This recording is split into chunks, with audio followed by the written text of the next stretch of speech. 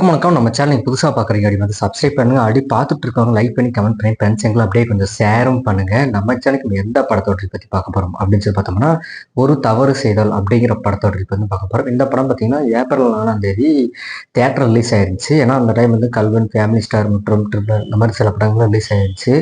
அதனால வந்து இந்த படம் நிறைய பேருக்கு வந்திருக்குது தெரிய வாய்ப்பு இல்லை. பட் இப்போ ஒரு 2 வாரத்துக்கு முன்னாடி ஓடிடியில் ரிலீஸ் பண்ணியிருந்தாங்க. பட் எனக்கு பார்க்க டைம் கிடைக்காதனால இப்போதான் பார்த்தேன்.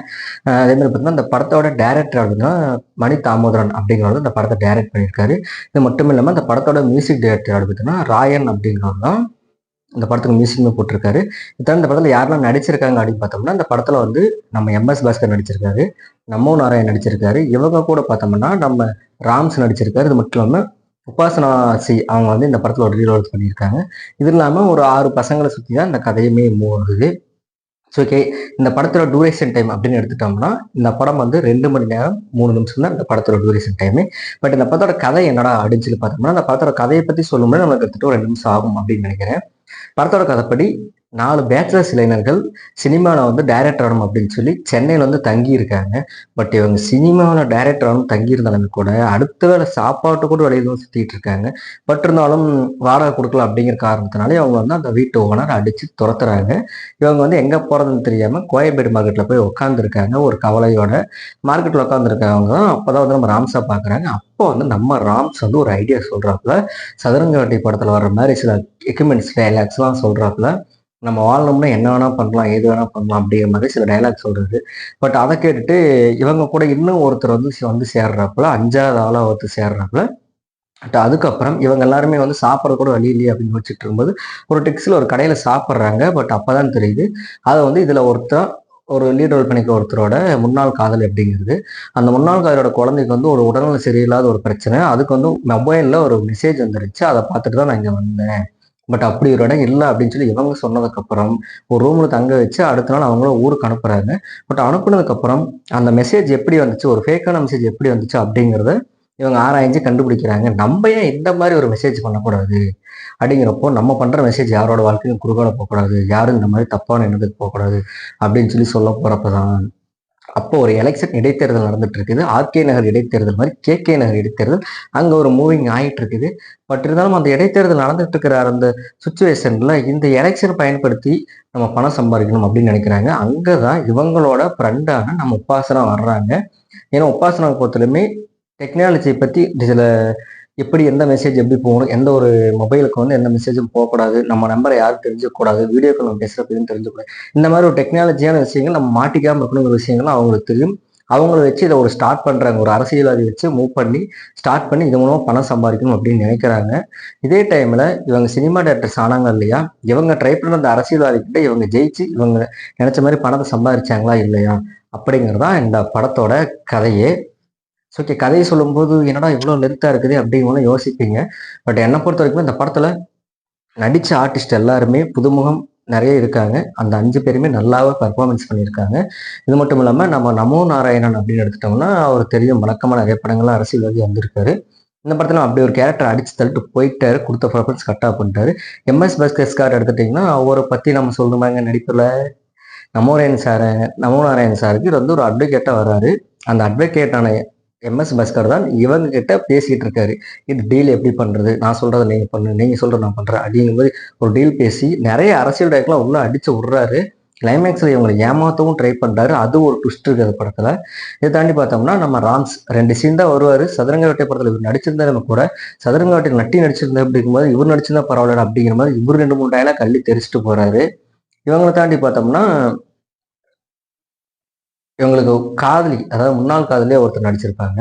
அவங்க வந்து பார்த்தோம்னா சும்மா ஸ்கூல் சீன்ல ஒரு பாட்டு மாதிரி ஒரு சீன் வருவாங்க. இங்கே ஸ்பாட் சீன்ல ஒரு 2-3 சீன் வந்திருப்பாங்க. பட் இருந்தாலும் அவங்க வர அந்த சீன்ஸுமே ரொம்பவே நல்லா இருந்துச்சு. ஒரு எக்ஸல் அவர் இந்த ஒரு ஃபீல்ல பார்க்குறேமே அப்படின்னு சொல்லி இவர் ஃபீல் பண்ணுறதாகட்டும், இப்படி சோத்துக்கே வழி இல்லாமல் கஷ்டப்படுறேன் அப்படின்னு சொல்லி அந்த ஒரு சூழ்நிலை ஆட்டோக்காரன்ட்டு இருந்து சாப்பாட்டுல இருந்து அவன் தங்குற ரூம்ல இருந்து எல்லாத்துக்கும் நோட் பண்ணி அவனுக்கு ஒரு ஹெல்ப் பண்றதுக்காக தலைவாணிக்குள்ள காசு வச்சுட்டு மறந்து வச்சுட்டு போயிட்டியா இருந்து நான் வர்றேன் அப்படின்னு சொன்னோன்னே மறந்து வச்சுட்டு போன உங்க செலவு கொஞ்சம் வச்சுக்கோன்னு சொல்றப்போ அவங்களோட பர்ஃபார்மன்ஸ்ல சில காட்சி வந்து நல்லாவே பண்ணியிருக்காங்க. உபாசனா அப்படின்னு எடுத்துட்டோம்னா இவங்க வந்து நிறைய பேருக்கு தெரிய வாய்ப்புன்னு நினைக்கிறேன். இவங்க வந்து தமிழ்ல வந்து 88 அப்படிங்கிற ஒரு படம் நடிச்சிருக்காங்க. இது மட்டும் இல்லாம பிரம்மா அப்படிங்கிற ஒரு படம் நடிச்சிருக்காங்க. ரீசெண்டா லோக்கல் சரக்கு அப்படின்னு கூட ஒரு படம் நடிச்சிருந்தாங்க. இன்னும் நிறைய படங்கள் அவங்க தமிழ் நடிச்சிருக்காங்க. பட் எல்லாமே லோ கிளாஸ் படம், லோ கிளாஸ்னா லோ பட்ஜெட் படம் அப்படிங்கிற வெளியே தெரியாமலே போயிடுச்சு. பட் இதுவும் ஒரு லோ பட்ஜெட் இருந்தாலும் கூட அங்கங்கே ஹிக்காகவும் ஹாட்டாகவும் நடிச்சிருக்காங்க. ஒரு பிரில்லியன்ட் மைண்ட், ஒரு பொண்ணுக்கு இவ்வளோ மைண்ட் இருக்குமாடா அப்படிங்கிறது இவங்களை பார்க்கும்போது நம்ம தெரிஞ்சுக்கலாம். மட்டும் இல்லாமல் ஒரு போலீஸ்காரன் ரூம் கதவை தட்டும்போது 5 பசங்க ஒரு பொண்ணு, டேய் பொண்ணு உயிரோட வீட்டுக்கு அனுப்பிடுறீங்களாடா அப்படின்னு சொல்லிட்டு அந்த போலீஸ்கார் இவங்ககிட்ட இருக்கிற பணத்தை புடுங்கிட்டு போனதுக்கப்புறம் அங்கே கூட ஒரு இன்னொரு போலீஸ் வந்து அப்படின்ட்டு ஒரு முறைப்பாரு. உங்களை மாதிரி ஆளுங்களை இருக்கிறதுனால தான் ஒரு பொண்ணு தனியா மெரினா பீச்சில் 5 நாள் கூட தங்கலாம். ஆனா ஒரு லாட்ஜில் ஒரு பொண்ணு தனியா ரூம் எடுத்து ஒரு நிமிஷம் கூட தங்க முடியாத அளவுக்கு உங்களை மாதிரி ஆளுங்க இருக்காங்க அடிச்சு ஒரு டைலாக் பேசுறதாகட்டும். அதே மாதிரி ஒவ்வொரு சீன்லுமே நம்ம தோத்து போறோமோ அப்படின்னு தோணிட்டு இந்த தப்பு நீ பண்ணாத, இந்த தப்பு நீ பண்ணாத அப்படின்னு சொல்றேன். அந்த ஒரு டைலாக்ஸ் ஆகட்டுமே, கிளைமேக்ஸ் ஒன்று பண்ணியிருப்பாங்க. எல்லாத்தையுமே பணத்துக்காக பண்ணிட்டு அது வேணாம் அப்படின்னு சொல்லி இவங்க ஒரு இந்த படத்தோட ஹெட்லைன்ஸ் கருத்து அதுதான். அது நீங்க படம் பார்த்தீங்கன்னா உங்களுக்கே தெரியும். இத்தாண்டி சொல்லுவோம் அப்படின்னு பார்த்தோம்னா, படத்தில் அடிச்ச ஒவ்வொருத்தருக்குமே ஒவ்வொரு கேரக்டர்ஸ். அதில் ஒருத்தர் நிறைய டைலாக்ஸ் அடிச்சுக்கிட்டே இருப்பதா அந்த எக்ஸல் அவரோட காதலில் இருக்கிற அந்த ஹீரோ ஏன்னா டைலாக்ஸ் அடிச்சுக்கிட்டே இருப்பார். அந்த வீடியோக்களில் பேசுகிறப்ப சரி அவர் படம் ஃபுல்லாக அவர் ஒரு ஹீரோ அப்படிங்கிற மாதிரி நிறையவே ட்ரை பண்ணி நடிச்சிருக்காரு. இவங்க கூட இன்னொரு ஹீரோ நடிச்சிருப்பாரு. அவருமே பார்த்தோன்னா கொடுத்த கேரக்டர் கரெக்டாக பண்ணிக்கிறோம் அப்படின்னு தாண்டி புது நடிகர்லாம் இப்படியெல்லாம் போட்டி போட்டி நடிக்கிறாங்கப்பா, சூப்பராக நடிச்சிருந்தாங்க அப்படிங்கிற மாதிரி இருந்துச்சு. இன்னும் இதில் காமெடி கேரக்டராக ஒருத்தர் நடிச்சிருப்பாரு. அவரும் பார்த்தோன்னா ஹீரோயினை பார்த்து உட்கொறதும் சரி, அங்கே இருந்ததுக்கப்புறம் ஒரு கருப்பு பையை தூக்கிட்டு ரயில்வே ட்ராக்ல சுத்துவாங்க. அந்த சீன் நல்லாவே இருந்திருக்கும். ஒரு டூப்ளிகேட் போலீஸ், அதாவது ஷூட்டிங்ல நடிக்க போற போலீஸுங்க பார்த்து எனக்கு பயந்துட்டு ஓடியாரதாகட்டும். அது மட்டும் இல்லாமல் கிளைமேக்ஸ்ல ஒரு சீக்வன்ஸ் நடக்கும். அந்த கிளைமேக்ஸ் நடக்கிற சீக்வன்ஸ் அப்படின்னு பார்த்தோன்னா அந்த பணத்தை எடுத்துட்டு வரணும். அதுக்கு வந்து குப்பை தொட்டியே அந்த பணத்தை எடுத்துட்டு வருவாரு. எடுத்துட்டு வந்து இவர் காணாம போயிட்டாரு அப்படின்னு இவங்க பதறிட்டு இருக்குமோ அந்த ஆள் வந்த உடனே எல்லாரும் டென்ஷன் ஆவாங்க பாருங்க. அவருமே ஒரு காமெடி கேரக்டராகவே கொடுத்த கேரக்டர் நல்லா முடியெல்லாம் விரிச்சு போட்டு செம்மையா பண்ணியிருக்காரு. இவங்களை தாண்டி இன்னும் படத்துல சொல்லணும் அப்படின்னு நம்ம நினைச்சோம்னா நிறைய கேரக்டர் சொல்லலாம். அதெல்லாம் வந்து நான் சொல்லிட்டே போயிட்டே இருந்திருக்கலாம். பட் இந்த படத்துல நடிச்ச ஆர்டிஸ்ட் ஆகட்டும் எல்லாமே நல்லா பண்ணியிருக்காங்க. பட் இது ஒரு லோ பட்ஜெட் படம் அப்படிங்கிற ஒரு விஷயத்தை அங்கங்க தெரிய வச்சிருக்காங்களே தவிர டயலாக்ஸ் யார் சொன்னாங்க நான் நல்லா கவனிக்கல.